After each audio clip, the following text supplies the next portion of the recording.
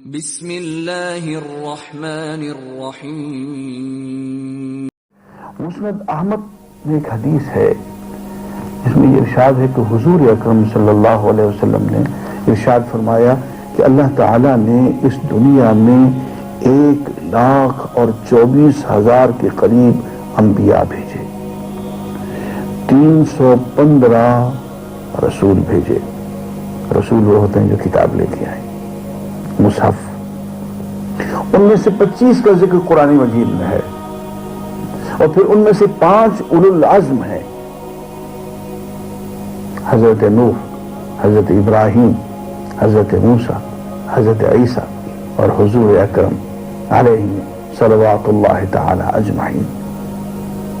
یہ اولو العزم رسول ہیں، اور ان میں ایک حضور اکرم صلی اللہ علیہ وسلم ہے جو خاتم النبیین ہے، افضل البشر ہے اور سید ولد آدم ہے۔ عزیزان گرامی، یہ جتنے انبیاء ہیں یہ سب راستے ہیں اس منزل کی طرف جسے ہم اللہ کہتے ہیں۔ اللہ کی ذات گرامی منزل ہے، اور نبی کی ذات گرامی اس منزل کو راستہ ہے۔ مجھ سے کسی نے پوچھا کہ کس سے زیادہ محبت کی جائے، اللہ سے یا نبی سے؟ میں نے کہا اللہ کے بندے، دونوں میں فرق کیسے کرے گا؟ منزل کی طرف دھیان دے گا تو راستے کی طرف دھیان خود بخود ہو جائے گا، راستے کو زیادہ دھیان دے گا تو منزل کی طرف خود بخود لپکے گا۔ ان دونوں میں کہاں فرق کر سکتے ہو؟ یہ دونوں کی محبت ایک ہی چیز کی محبت ہے۔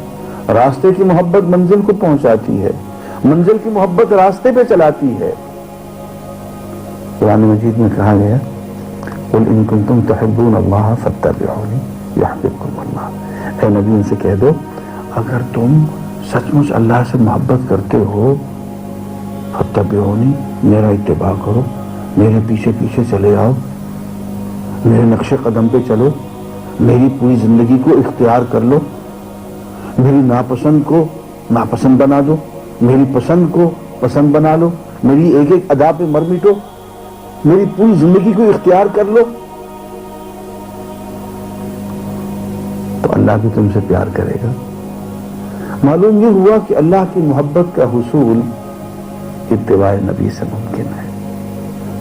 یہ تمام انبیاء، اس کی مثال مولانا جلال الدین رومی نے بہت خوبصورت دی۔ وہ فرماتے ہیں کہ ایک چیونٹی تھی، اسے یہ خواہش پیدا ہوئی کہ اللہ کے گھر بیت اللہ کعبہ میں پہنچے۔ بیچاری چیونٹی کعبہ میں کیسے جائیں؟ راستے میں دریا ہیں، سمندر ہیں، کھائیاں ہیں، پہاڑ ہیں، غاریں ہیں۔ چیونٹی بیچاری چلنا شروع کر دے تو کعبے تک کیسے پہنچے؟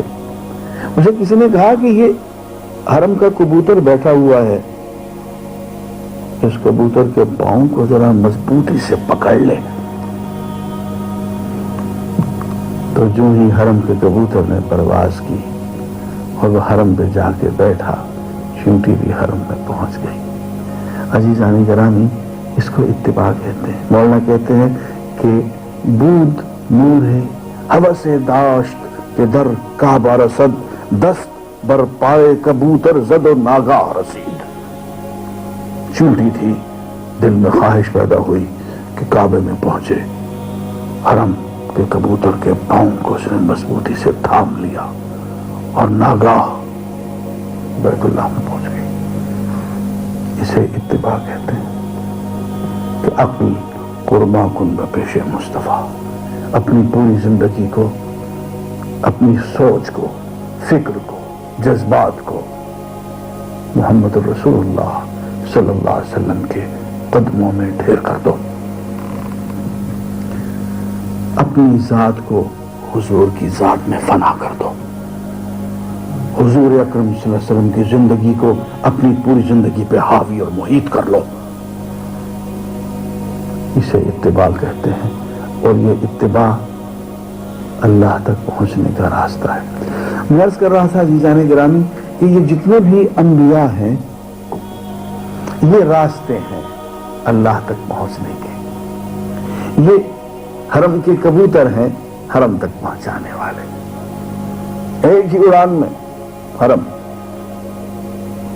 اور درمیان کی ساری کھائیاں، سارے دریا، ساری ندیاں، ساری اونچ نیچ سب برابر، پلک جھپک میں وہ وہاں پہنچ جاتے ہیں اور اپنے ساتھ چلنے والوں کو بھی پہنچا دیتے ہیں، جو ان کے پاؤں کو مضبوطی سے لپٹ جائے وہ بھی پہنچ جاتا ہے۔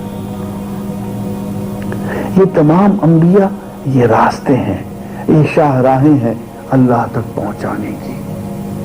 1,24,000 راستے، سڑکیں، شاہراہیں سب اللہ کی طرف جا رہی ہیں جل جلالہ۔ لیکن ایک بات عرض کرنا چاہتا ہوں، جب منزل قریب آ جاتی ہے تو سب راستے ملتے ملاتے ایک ہی شاہراہ میں گم ہو جاتے، ساری سڑکیں ملتے ملاتے۔ اللہ العلی العظیم۔